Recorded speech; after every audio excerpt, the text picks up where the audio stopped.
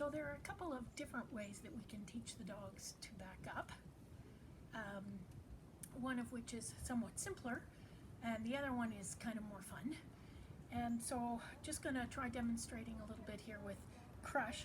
You will notice that he will probably try to climb on everything because we've been doing some work with putting your feet up, back feet, front feet up on things, and so sometimes he might be doing something a little weird.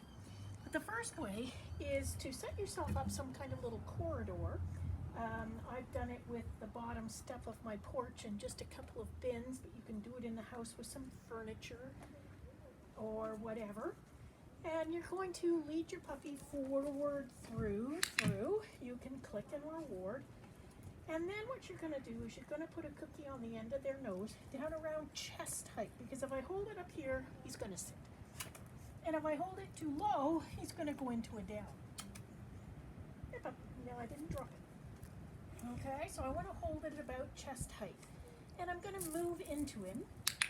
And I'm going to click and reward any movement of his back feet away from me.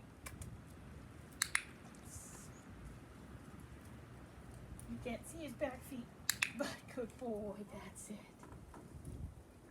Good boy. Good. And because it's got the little corridor, he can't spin off to one side or the other. And it's actually really hard for dogs to back up because they don't understand how to use their back feet until we teach them. And so they tend to sit or fall over or twist around. So between the corridor and the fact that I'm holding the cookie at a nice height for him, I'm getting him to actually have to move his back feet. Okay? So that's the first step. Then once I've got him backing up with some pressure here, but cookies to make it not stressful for him. Good boy. Then what I'm going to do is I'm going to get rid of the food in my hand, but I'm going to do exactly the same movement. Click, and then get out the cookie for him. Okay? Good. That's very good. Good boy. Oops, lost that one under the porch. Good. Then when he's good at that, I can start adding a cue. In my house, it's back. And what I'm going to do is I'm going to stand still for a moment after I say back to see what happens. But if he doesn't move, then I'll just take a step towards him. Back. Good. And as soon as I get even just a step, I'm happy with that. Ready? Back. Good. There's that foot. Ready? Back. Good boy. That's very nice. Back. Good boy. Very nice. And eventually, I hope that I can just say back. And I don't have to move, and he'll start taking some steps on his own. So that's one of the ways that we can teach back up. Okay. So the other way we can teach back up is with a little bit of shaping.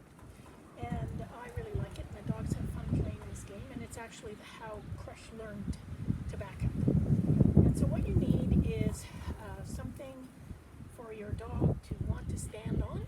And so it can be a mat or on the grass here. I just have a piece of plywood.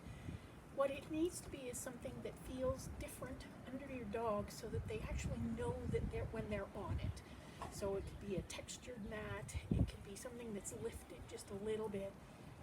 But they need to know that they're on it. So once you've decided what you're going to use, you need to build value for the dog being on that thing. So I'm going to get him away. And I'm going to get him to come back to the item. So I don't care if he sits on it or stands on it at the moment, but I want him to really learn that good stuff happens when you're on the mat. Or a piece of wood in this case. Okay? So he's already built a fair amount of value for standing on things. So you may take some time to get your dog used to actually coming back, and you can lure them a little bit, but always click and reward when they're on the item. Okay? And the next step is going to be that they'll do a stand on the item. ground between my feet. And he's going to go forward to get that. And then what happens is he's going to want to look back up at me to see if there's any more cookies. And in order to do that, he kind of took a step backwards. So I click him moving. Because he kind of moved back onto the mat a little bit more. Ooh. And once he's good at that, cookie on the ground, goes and gets it, backs up to the mat for which he has value for standing on. Then I'm going to start, moving just a little bit farther away. So the cookie still goes on the ground. Now he's moved all the way off the mat to get that cookie. But when he looks up at me, he kind of backs up back onto it.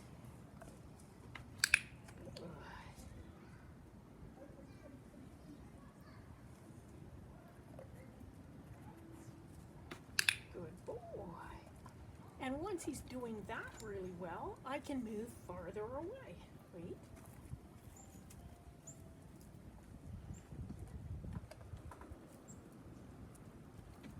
Good, and because he has value for the mat, he doesn't just look up at me, he actually takes a step back and ends up on the mat.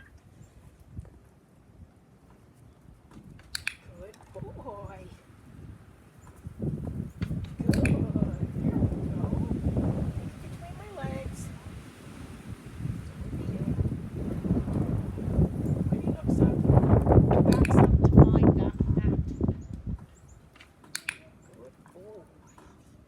And I can continue as he gets good at this, moving farther and farther away. Once I have a dog that will back up on his own a few steps to get back to the mat, then I can start adding the cue. So if I'm farther away, as he looks up, I'm going to say, back, back, good. And at first he's not backing up because I said back, he's backing up because we've already practiced this behavior, but he's going to make an association between the word and the action that he's doing at the time.